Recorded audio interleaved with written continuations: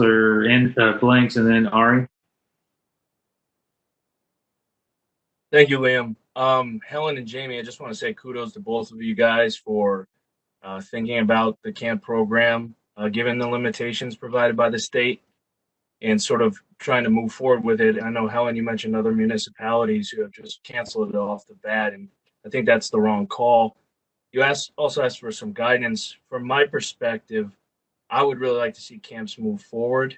And one of the data points that I think is being lost in the state is that we've had a lot of daycares open over the last 60 days or so of children who are uh, the childs of the people on the front lines, the essential workers.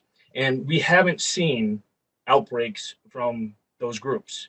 Now, they've been kept to groups of 10, but they're children. And if you've been to a daycare, you know that everyone's got something in their mouth at some point in time. And it's hard to keep them isolated. So, with that background in mind, and the idea that Governor Lamont, today issued what phase two might look like, which hopefully is 30 days from now, a little bit more indoor dining, what have you. I think by you guys setting this framework up now and thinking about how you can provide daycare, I think 30 days from now, you're going to look like you really got ahead of this, and you'll be able to facilitate it. I mean, obviously, things are subject to change, but I just want to say kudos to you both. So thank you.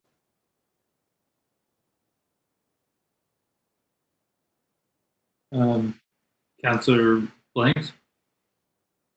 Thank you, Counselor Sweeney, through you, Counselor Sweeney. And I just want to echo Counselor Williams in terms of the hard work that both of you, Ms. Rubino, Turco, and your staff has done in putting this together, because it's clear, it's crystal clear that you have put in a lot of work in terms of how to coordinate this and looking at the safety of the children, as well as making it fun and listening to our residents and our neighbors, especially the parents who are saying, okay, I'm trying to do it all here, but they really need to get back to some socialization.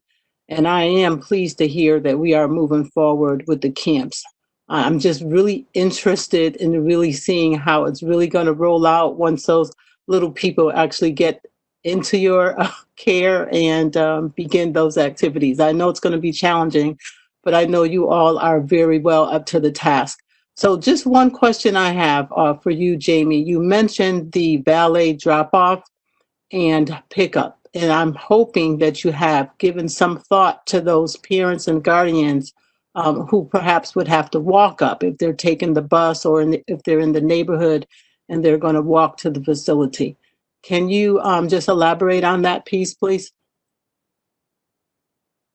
Certainly. So, that is certainly something that we've considered. And really, when we talk about valet drop off, it's really just an effort to have separate locations at the facility. At ECC, we're lucky in that we have two kind of circular areas in our driveway.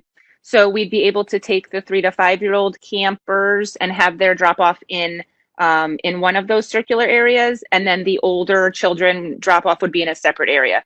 So certainly, we have some campers who come by bus or who walk to camp, and that's not a problem at all. We would just really be asking that they drop off in that designated area so that we can appropriately move the children to their pods without interaction with any of the other children or families.